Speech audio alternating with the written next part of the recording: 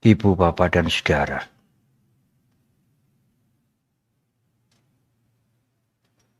Ada peristiwa yang mengejutkan Pangeran Siddhartha. Peristiwa yang bagi beliau adalah peristiwa yang sangat asing. Yang tidak pernah beliau lihat selama lebih dari 25 tahun di dalam istana. Penderitaan di luar tembok istana amat berbeda dengan kehidupan di dalam istana. Termasuk orang yang tua renta, yang sulit berjalan. Orang sakit kusta yang anggota tubuhnya sudah tidak utuh. Jenazah yang diangkut akan dikremasi. Tetapi Pangeran Siddhartha juga melihat pertapa yang tenang, yang tidak risau dengan penderitaan yang dilihat oleh sang pangeran itu.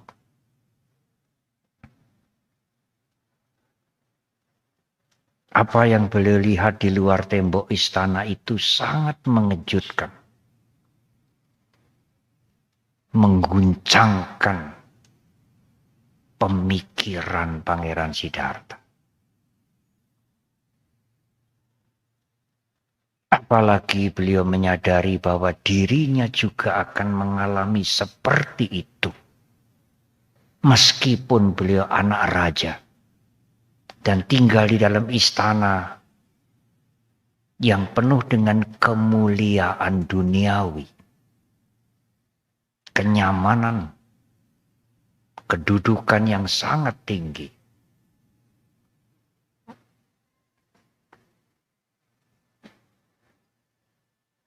Itu menggugah pangeran untuk meninggalkan istana.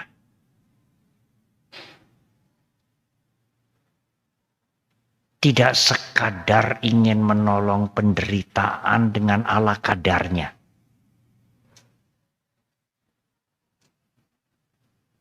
Kalau kita ini menolong penderitaan dengan baksos, ya memang baik juga.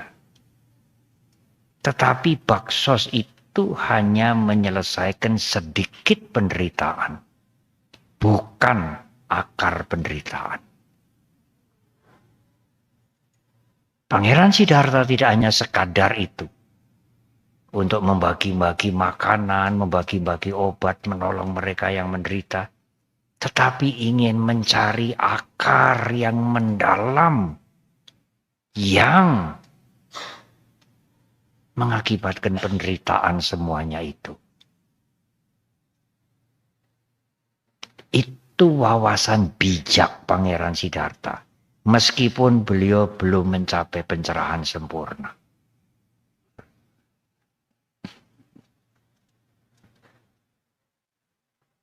Beliau berguru, masuk keluar desa ke hutan, makan makanan yang sederhana, tinggal di tempat yang sederhana, yang semula beliau adalah seorang pangeran.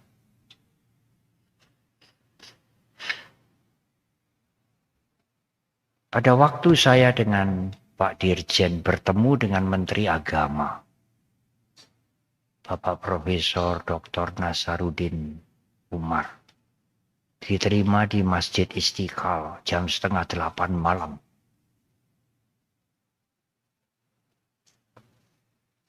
Beliau menyampaikan kepada kami, Pak Dirjen ada di samping beliau. Menteri Agama yang sekarang ini, beliau menyampaikan, amat luar biasa itu. Pangeran, putra mahkota. Dan ini yang belum pernah saya dengar.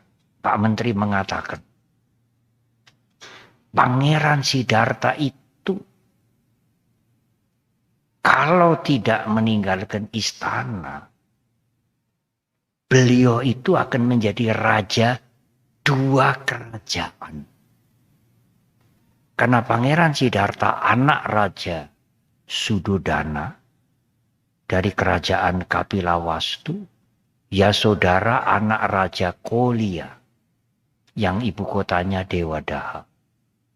Dua kerajaan itu akan menjadi satu karena Siddhartha menikah dengan Yasodhara dan Siddhartha nanti menjadi raja dari dua kerajaan. Saya belum pernah mendengar dan juga membaca sih iya. Tetapi kesimpulan komentar yang diberikan Pak Menteri itu saya belum pernah mendengar sebelumnya. Bahwa kalau Siddhartha tidak meninggalkan istana, beliau akan menjadi raja dua kerajaan. Oh, bagus benar ini. Apresiasi penghargaan Pak Menteri Agama terhadap guru agung kita. Kalau tidak meninggalkan istana, tidak meninggalkan keduniawian, Pangeran Siddhartha tidak hanya menjadi raja Kapilawastu, tetapi juga raja dari kerajaan istrinya, Kolia. Saudara juga mungkin belum pernah mendengar ungkapan ini. Di dalam sejarah kita membaca Yasodhara di kerajaan Kolia, Siddhartha putra mahkota kerajaan Kapilawastu, Siddhartha menikah dengan Yasodhara, meninggalkan istana, sudah. Tapi Pak Menteri membuat kesimpulan itu dua kerajaan loh yang bersatu dan Siddhartha akan menjadi raja dari dua kerajaan kalau tidak meninggalkan istana.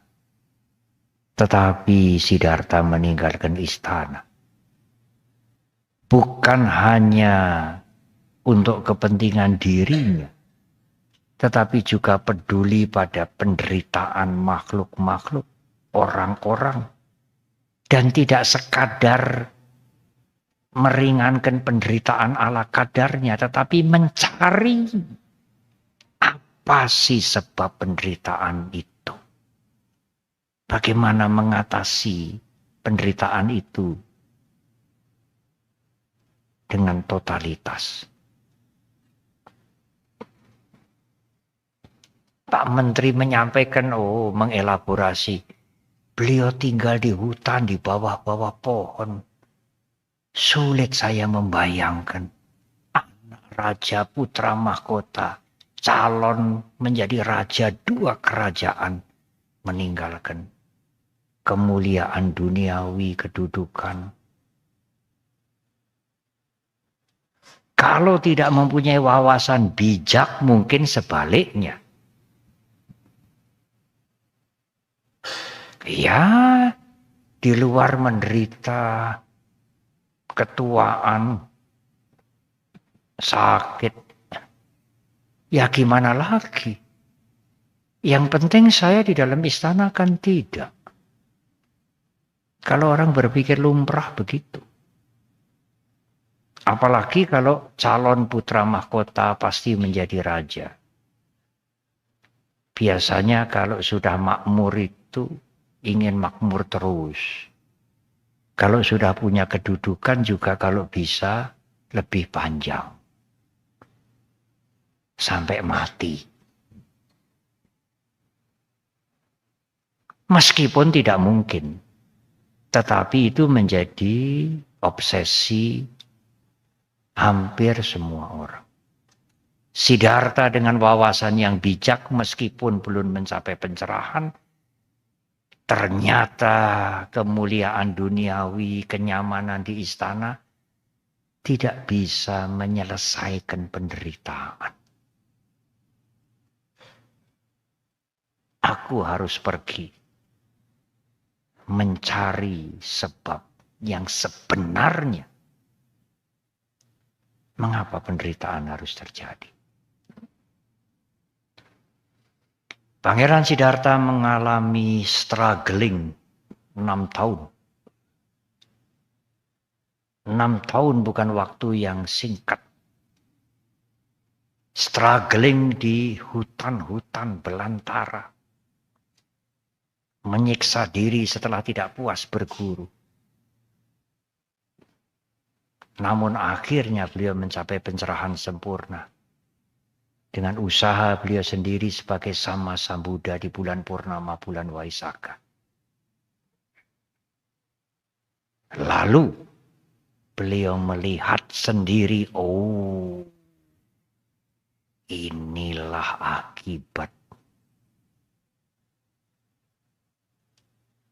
yang membuat manusia menderita itu. Ini biang keladinya. Apa sebab penderitaan itu?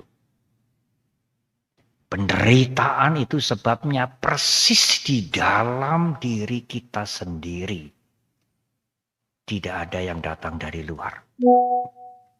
Dan sebab itu adalah nafsu keinginan.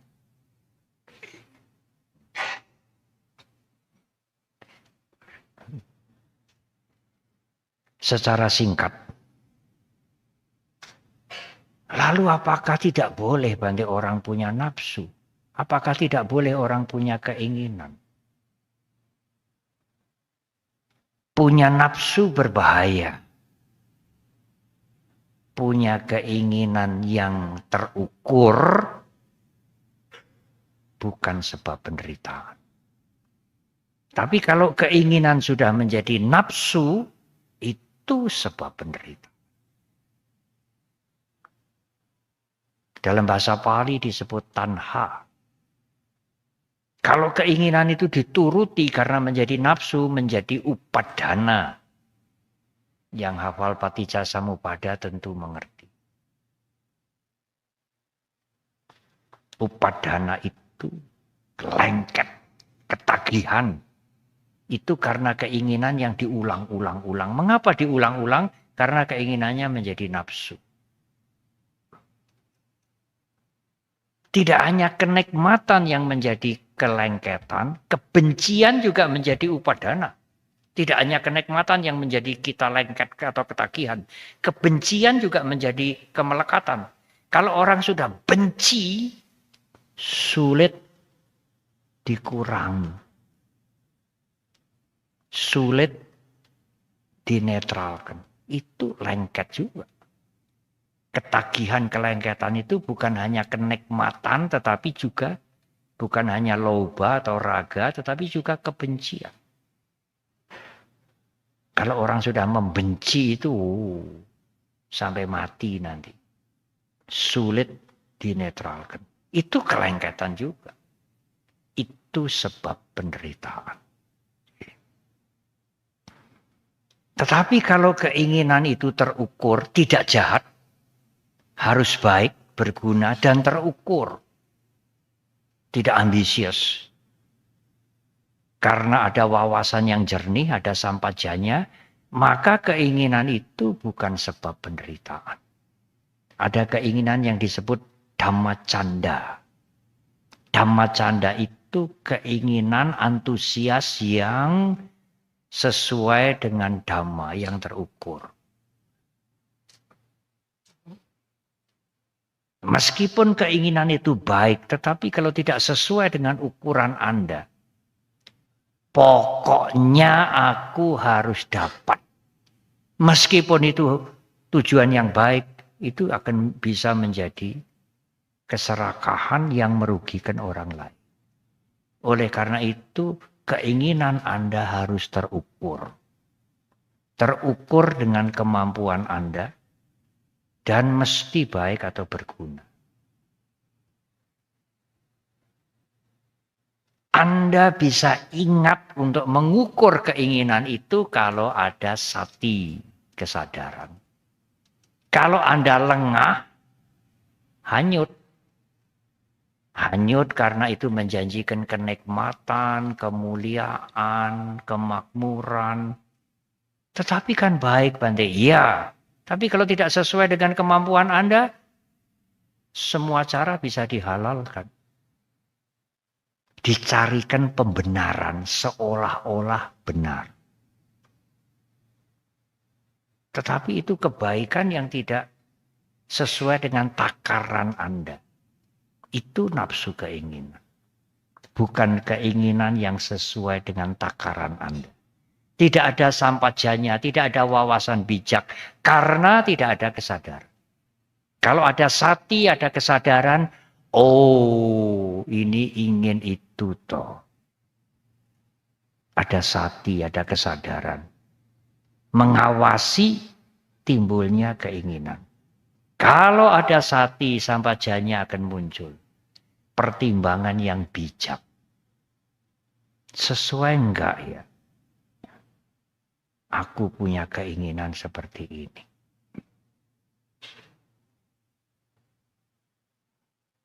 Nah, Guru Agung kita bebas dari penderitaan sudah. Tetapi beliau tidak berhenti. Beliau mengajar selama 45 tahun. Untuk yang lain juga ikut bebas. Dan beliau membuktikan bahwa yang lain juga bisa bebas dari penderitaan.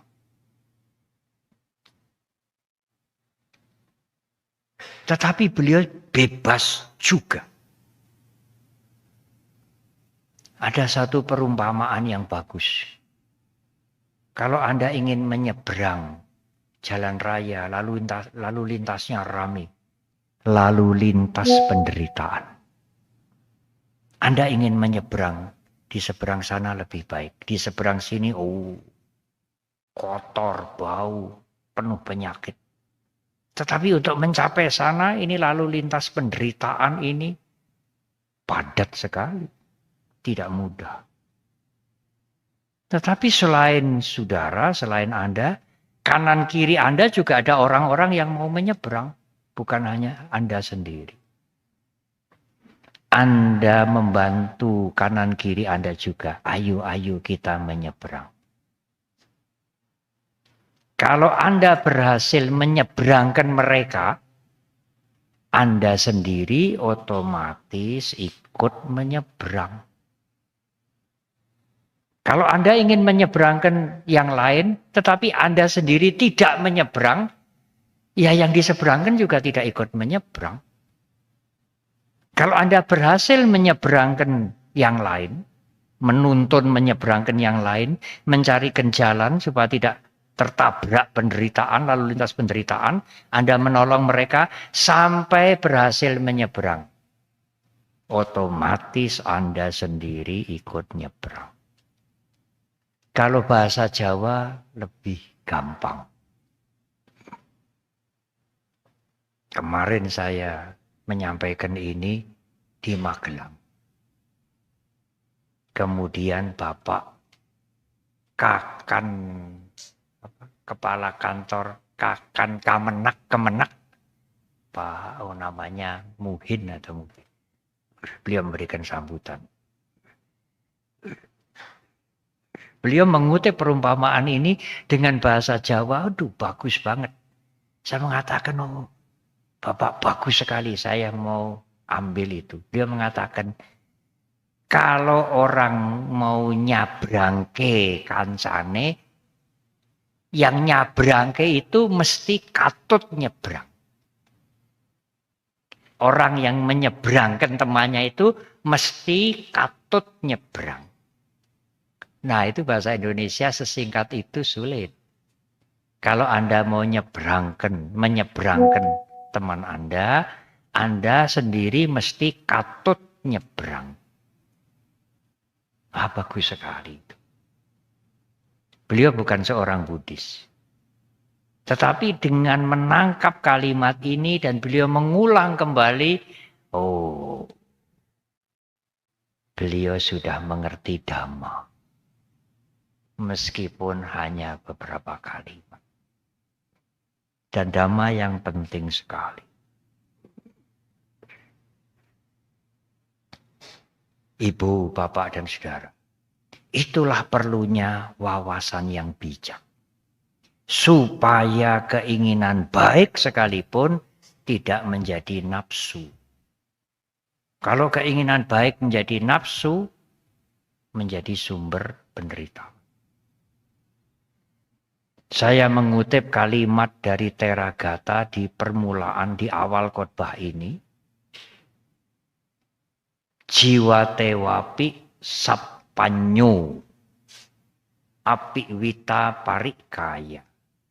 Jiwa tewapi sapanyo. Orang yang punya panya, punya wawasan yang bijak, bisa bertahan hidup. Jiwa tewapi sapanyo punya panya. Api wita parikaya. Meskipun ekonominya hancur. Meskipun ekonominya merosot sampai hancur lah, semoga tidak. Orang yang punya panya, sapanyo, dia bisa bertahan hidup. Tapi sebaliknya di ayat itu juga disebutkan, kalau orang ekonominya cukup, tidak punya panya, tidak punya wawasan bijak, saat itu dia sudah mulai hancur. Untuk judi, untuk foya-foya, untuk kepentingan yang tidak terukur, dan lain-lain. Apalagi membiayai kejahatan. Meskipun ekonominya berkelebihan, orang yang tidak punya sapanyo, tidak mempunyai wawasan bijak, saat itu dia mulai hancur.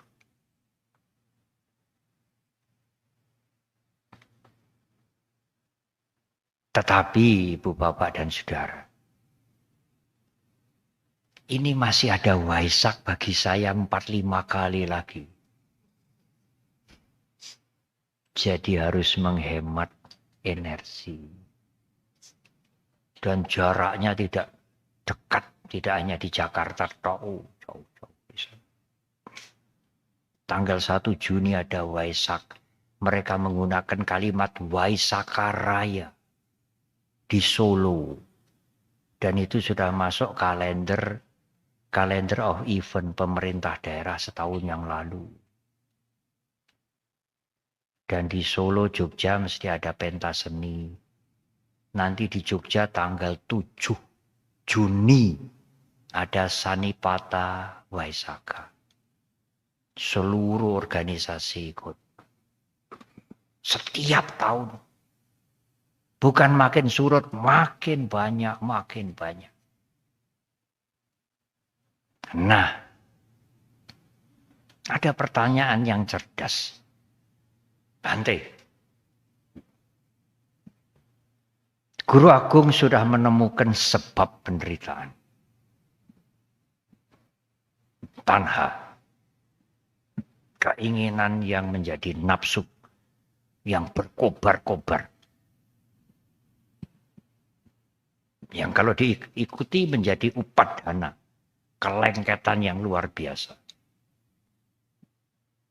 Guru Agung kita mengetahui sebab itu dan berhasil membuang keinginan yang berkobar-kobar yang membuat keterikatan.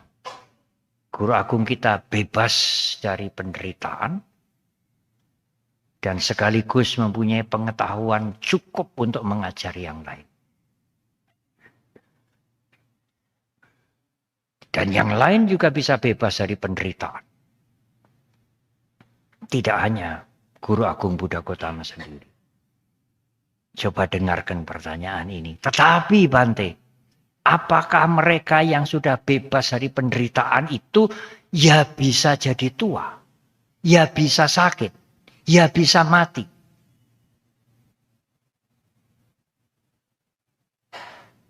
Kalau saya masih muda, saya menjawab, ya bisalah. Ya iyalah, masih tua, masih sakit juga mati. Loh. Lalu bebas penderitaannya bagaimana?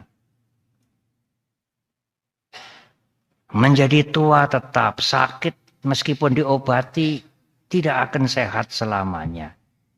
Dan akhirnya meninggal dunia. Belum pernah ada orang yang tidak meninggal dunia. Tetapi bagi orang yang bersih batinnya dari kotoran batin, ketuaan, sakit, kematian itu adalah proses yang wajar. Tidak menjadi penderitaan. Kalau saudara sudah mulai tua, rambut sudah memutih, ini sudah berkeriput. Kalau Anda menerima, oh ini wajar, ini wajar. Semua orang mengalami. Anda tidak penasaran, Anda tidak protes, Anda tidak menderita. Lalu kemudian sakit diobati. Tidak mengeluh. Tidak, kenapa kok saya bisa sakit begini? Saya sudah obati sembuh kok sakit lagi. Siapa yang tidak pernah kena sakit? Apakah sehat itu kekal? Nanti kalau sudah tua, kalau bisa ya tua terus. Kenapa? Tidak mau mati. Menolak perubahan itulah penderitaan. Nafsu ingin menolak penderitaan itulah. Ingin menolak perubahan itulah menjadi benar-benar penderitaan. Tetapi kalau perubahan itu diterima secara wajar, oh iya wajar. Mental Anda tidak menderita, tetapi perubahan tetap jalan.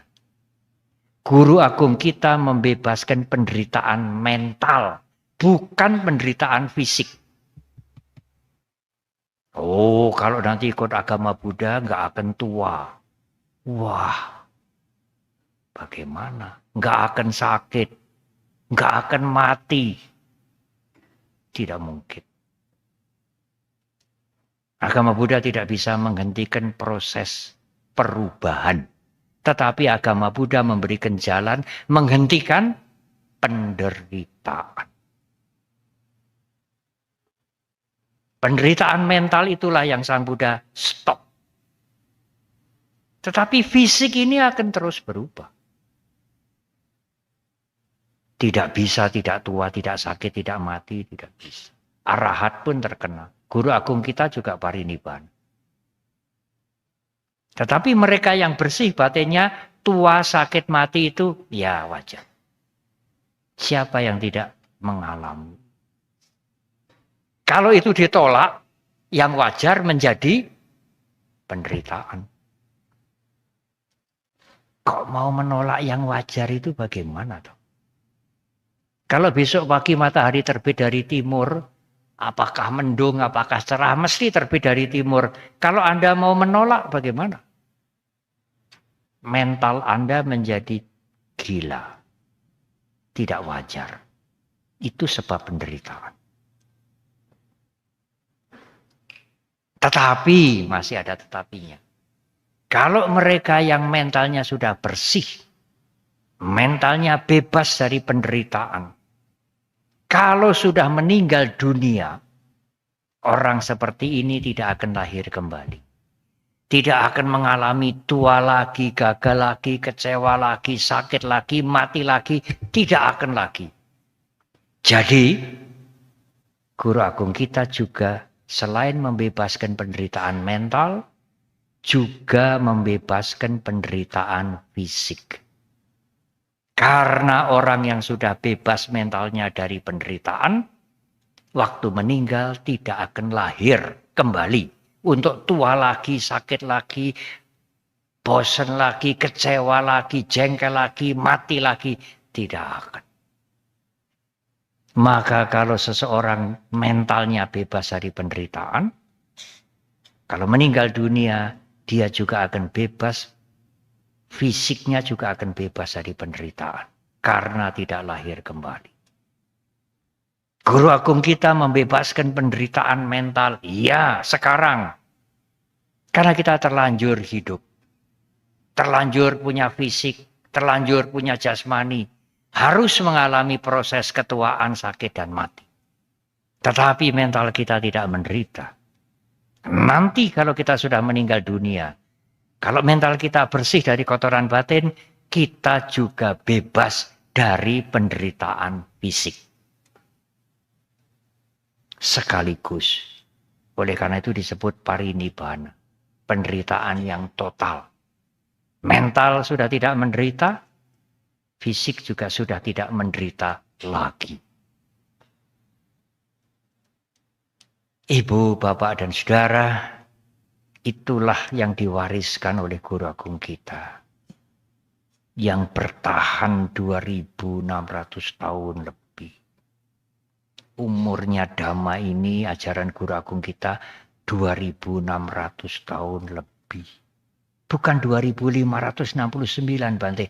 Itu kan dihitung sejak guru kita parinibbana. Kalau dihitung sejak guru kita mengajarkan pertama, Asada, 2569 ditambah 44 tahun. 2613 tahun yang lalu. Umur ajaran Guru Agung kita ini 2613 tahun. Ibu, bapak, dan saudara, mari kita berjuang masing-masing untuk membebaskan diri kita dari duka. Dan juga membantu yang lain, membimbing yang lain untuk juga bebas dari duka. Selamat Tri Waisaka Puja. Dan malam hari ini Waisaka Atami Puja. Saat jasad Guru Agung kita dikremasikan. Semoga semua makhluk berbahagia. Terima kasih.